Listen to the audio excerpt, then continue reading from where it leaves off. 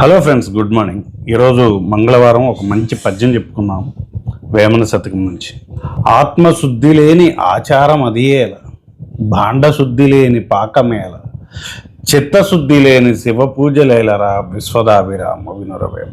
నీ మనసే బాగోలేనప్పుడు, నీ మనసే నిర్మలంగా లేనప్పుడు నువ్వు ఎన్ని ఆచార వ్యవహారాలు పాటించినా ఏం లాభం?